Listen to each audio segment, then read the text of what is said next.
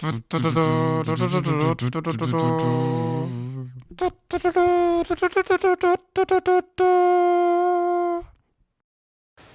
romance of maps. You know those shows?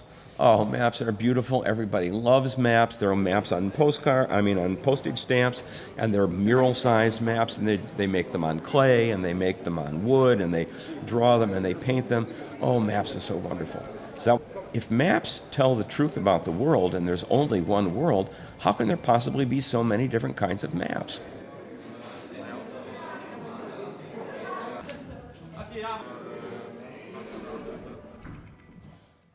I don't like the way maps think they know what the story is. I don't like their certainty.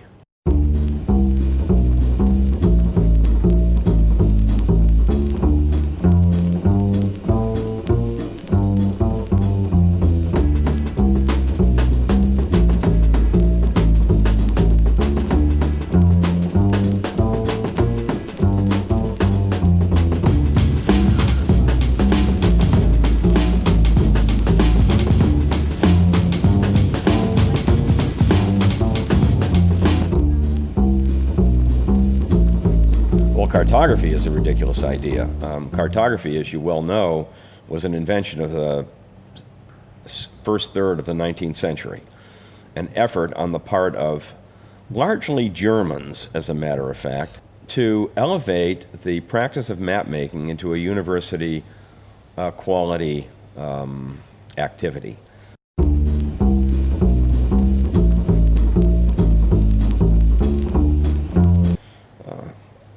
Cartography. It's a pretentious name for a bunch of nonsense. Even the most simple topographic map or the most simple city map is already a manipulation. It's already representing the world as the one who has done the map sees it. They're just too stripped down. They're too simple-minded to be believed. They reduce the world to roads and non-roads. There is so much more to the world than roads and non-roads. A map is a political intention. The data is political, a map is political. The map is so much an intellectual construction that it's far from depicting the reality. But it takes over the reality. When you map some things, and you'll see this in my work, obviously there is a part of real. It's like you write a novel based on real fact. So there is real fact on the map. But they are mixing with your imaginary, with your phantasm. This is a permanent dialogue between the reality and the imaginary, and it goes back and forth. And at the end you have an artwork, and the map is an artwork because it's made out of arts, colors, movement, fragrances, whatever. It's been dead now, I would say, for 26 years.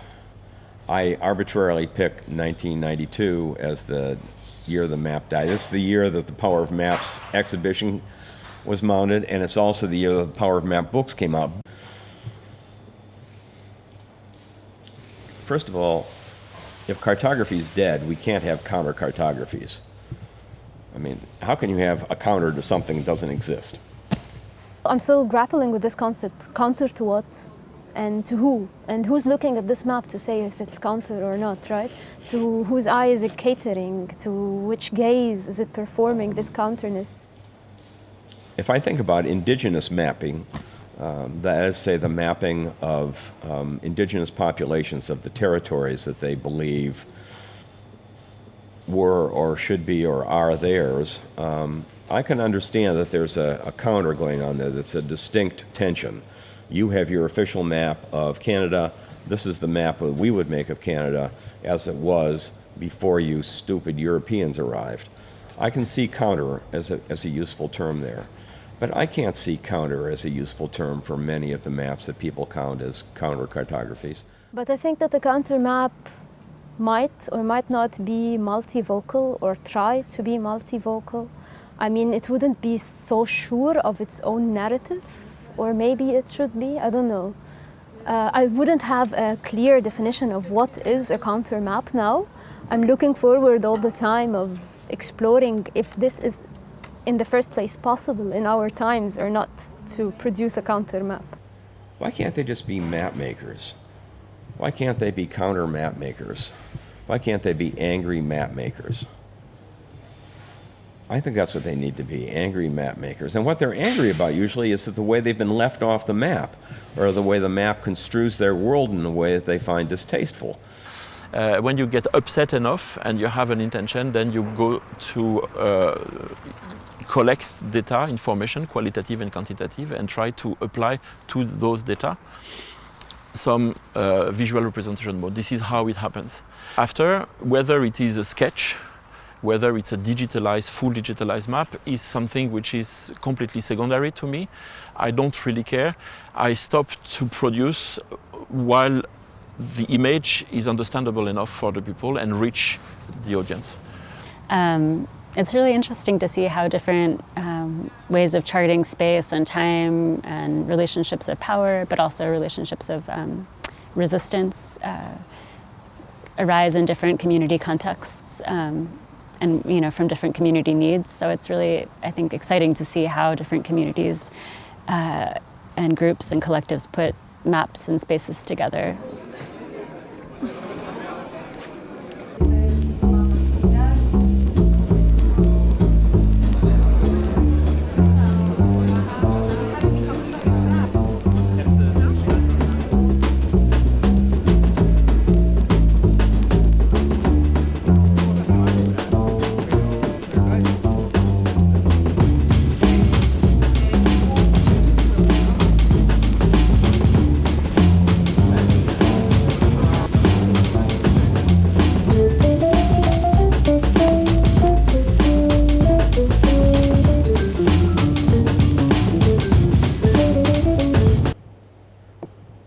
Wow.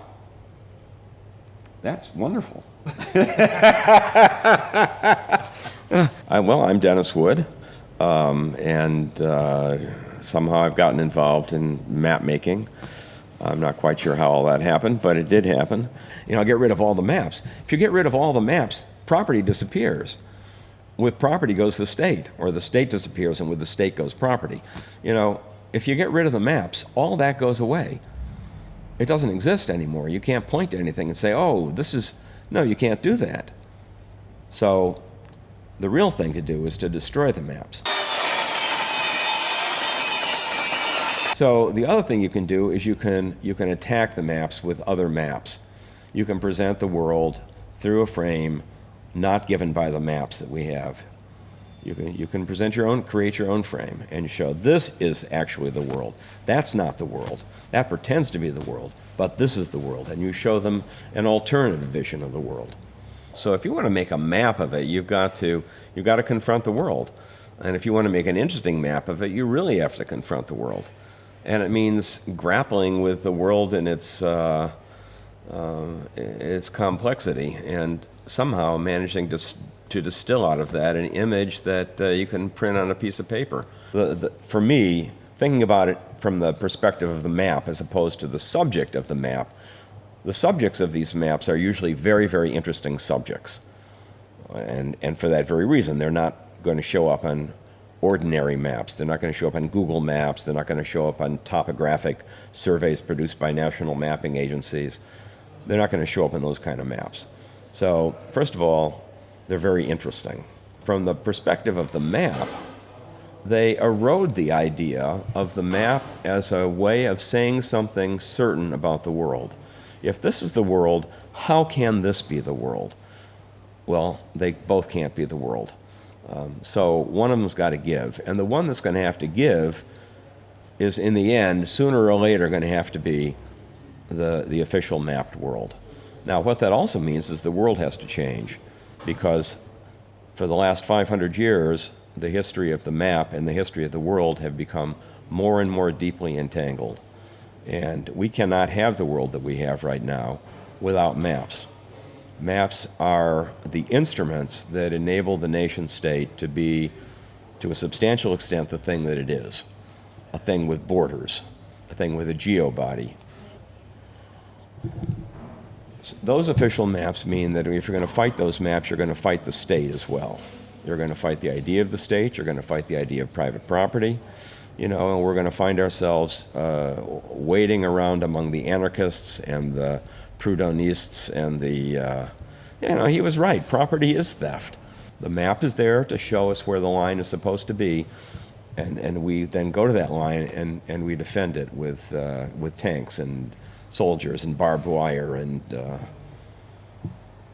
this migrant crisis recently has been very illuminating in that way, in that it has surfaced the border in a way as a particularly important instrument. You know, to the extent that right-wing nationalists, they're built out of maps. They are literally built out of maps. They can make no other claim to their nationhood, which doesn't exist in any other way. It exists as an artifact of the map. Oh, it's detestable.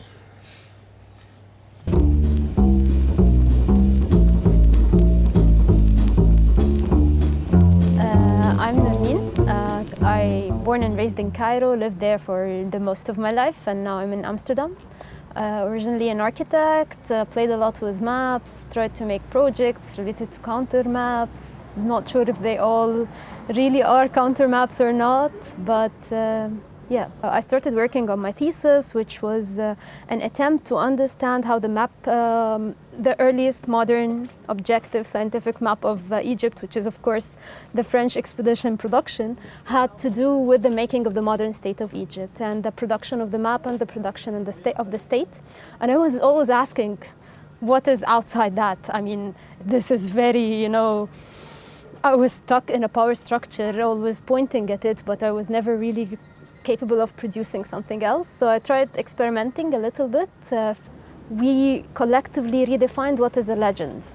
We collectively redefined where should it start or end, the extents, and what does it mean? Does a map of Port Said show Port Said only? No, because we were trying to map social history of people who were always on the move from a country to another, songs that are traveling throughout the Nile.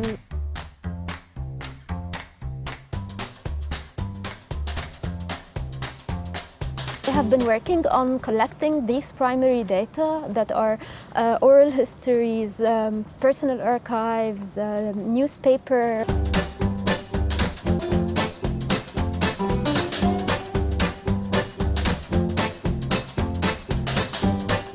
And I think that the most interesting thing is that we cannot read it after we finished it. And I think that this tells a lot about how complex and interconnected the stories were, and how many times does the state narrative interfere within the personal narratives or the routes of cultural production and music, etc.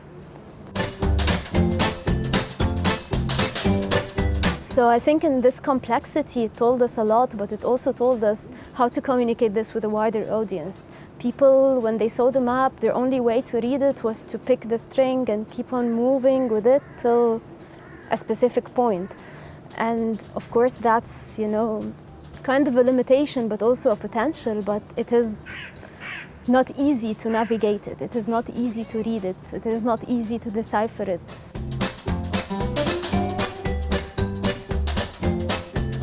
Was, for example, something I was thinking a lot about, that I really enjoyed that they took the strings, that they felt that they can, you know, deal with it and touch it.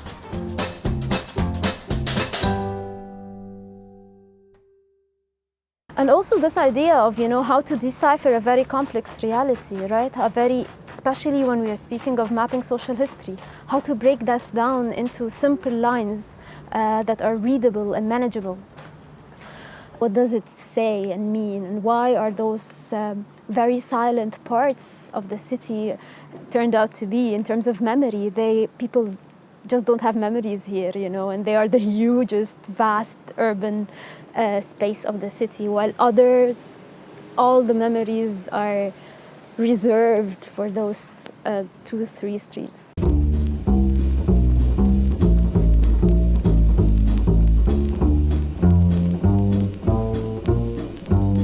I'm Erin McElroy, and I'm based out of the San Francisco Bay Area, and I'm a co-founder of the Anti-Eviction-Mapping-Project. One of the ways that gentrification functions is through charting space and mapping, and, you know, real estate agents and speculators and landlords are constantly mapping space so that they can gentrify areas. and benefit, capitalist interests.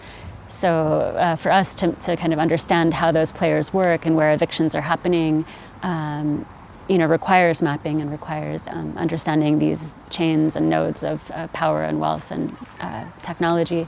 So, for us, making those maps is a way to fight gentrification and to strategize with our different community partners how to fight back and how to stay in our homes and communities. So. The Anti-Eviction-Mapping-Project right now has expanded. We've got a chapter in Los Angeles and New York, but we're mostly based out of the San Francisco Bay Area.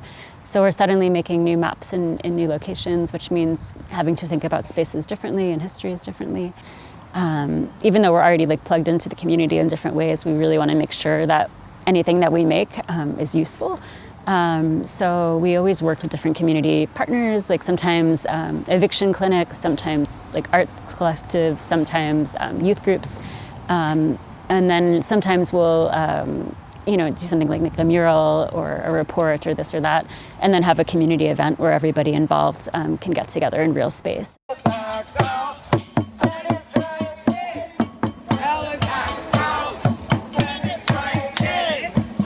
So after a year of just building community partners and mapping a lot of loss and a lot of displacement in Oakland, one of our community partners, the Betty Ono Gallery, challenged us to actually think about how it might be useful to also map what's still there, and not just to make these maps of displacement, but to map sites of power and community resources. And we had these two walls that were just basically a canvas of Oakland, and people could chart what they considered a community resource or a point of power, and also some stories of loss and resistance. And so after having that up for a couple months, we digitized the contents, and now it lives online and people can still add to it digitally.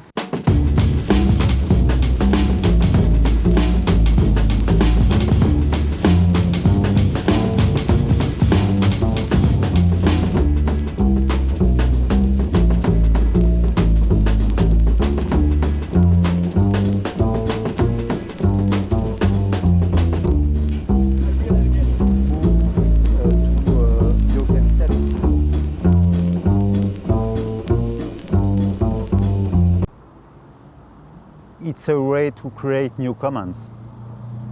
To produce a map, a contour map, it's to think about new commons. And that, I think, it's also a way to make action in our present. We have not just bureau d'études. We are in different collectives, and that it's also important. Okay. Bureau d'études, we create that as a common name. Bureau d'études is like a bureau or office for studies, and it's a common name. And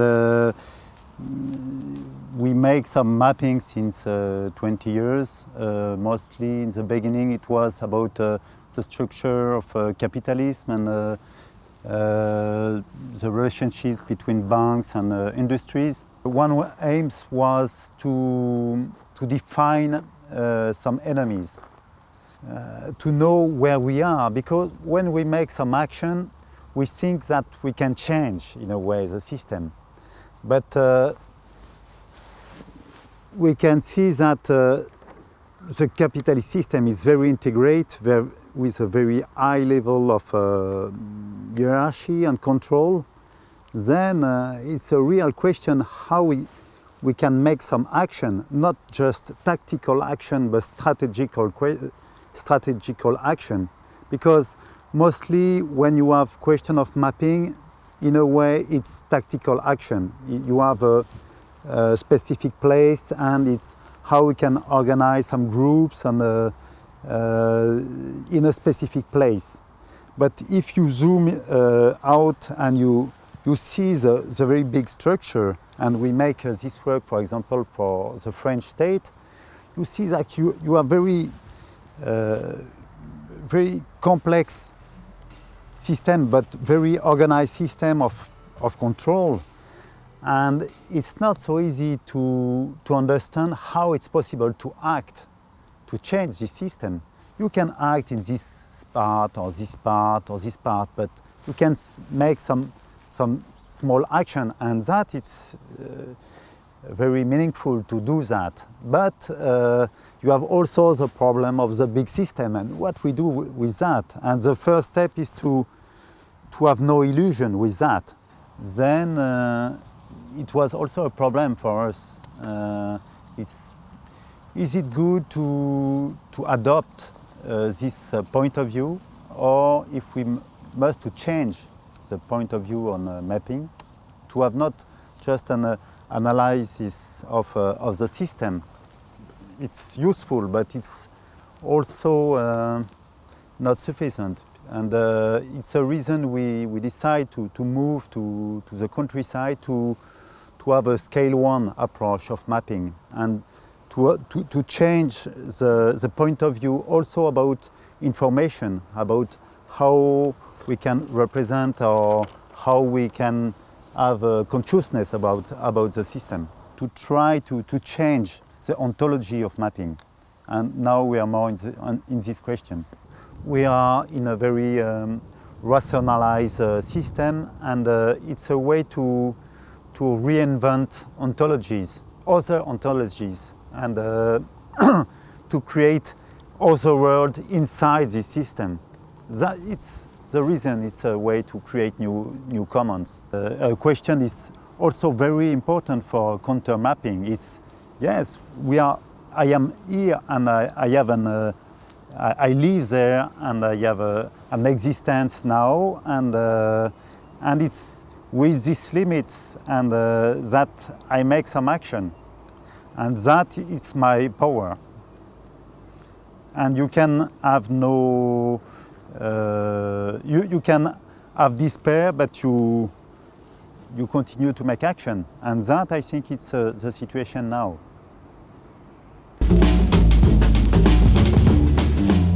Produce the representation, but also to diffuse.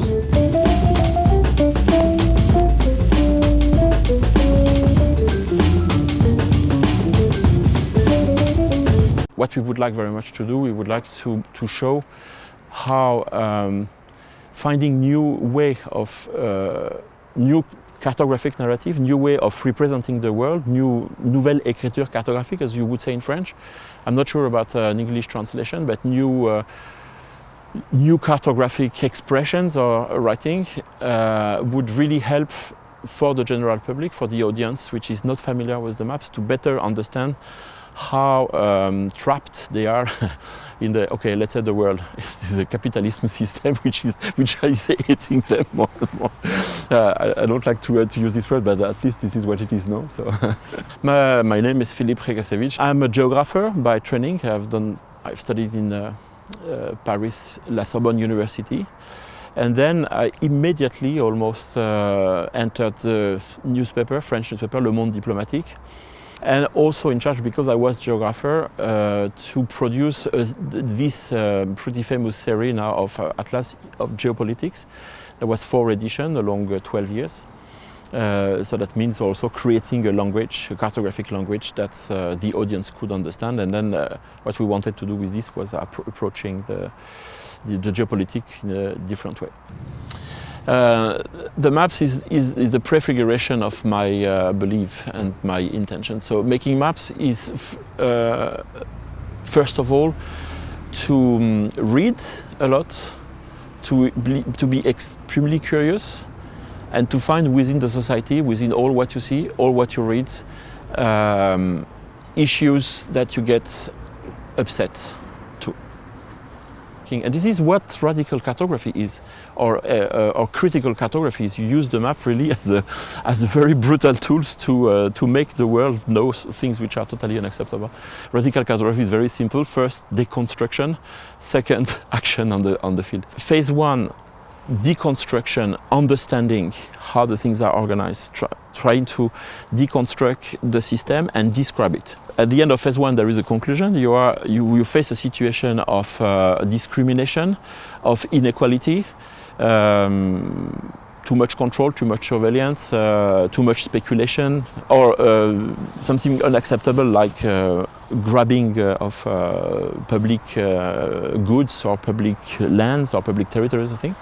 The phase 2 is an action on the field that leads to oblige the state or the power, let's call it the power, to go reverse, to go backwards, to renounce to their project, to say, okay, we tried it, we tried to grab your lands, we understood you get extremely upset, so we go backward and then we let it public. Duty-free shop, that was easy when we've been investigating on the Oslo airport with the closure of all the public corridor and the things. We have been deconstructing the place, we have been drawing the things. The goal of transporting people is exactly the same of the goal of making people shop, like the new normal. Something which is totally abnormal become normal, and they are working very hard for this. But at that time, that was really something completely new, that people suddenly discovered that they have been forced into 250 meters of shop. The situation in 2005, where you had really an extremely pleasant public space with a direct access to the embarking gate and a small duty-free shop where you could buy your salmon and your pullover. But the benefit was very little and was too little, so they decided in 2006 to completely change the system and extend this duty-free shop and make the people enter here, create a barrier of trolley and let only 50 centimeters. But that was not enough, because still only 40% of the people which were entering this shop, and the rest was taking this corridor because it was very visible and very obvious that that was the way to go to the door. But then they closed this door and they were forcing the people to go all the way at the end of the shop to come back here to take their flat here. But that was not enough, and in 2007 they decided to extend the shop again. And here, according to my statistics, it was depending days and afternoon and how the crowd is busy or on a hurry, between 85 and 92%. So it's very good way. And as soon as you enter this duty-free shop, it's clear that you will buy something, especially because at the end, when you get out, somebody is asking, have you bought something? Asking TV and newspapers to come over, show the map in big within the airport. They came with the camera, with the photography, and they understood that that was totally unacceptable. And they stopped, they reopened the public corridor, and they cleaned it, and they re-put some fountains where you could drink, and then some benches where you could sleep, outside of the shop. So that was phase 1 deconstruction, and phase 2 you make it public, and then you act on the field and you try to reverse the tendency.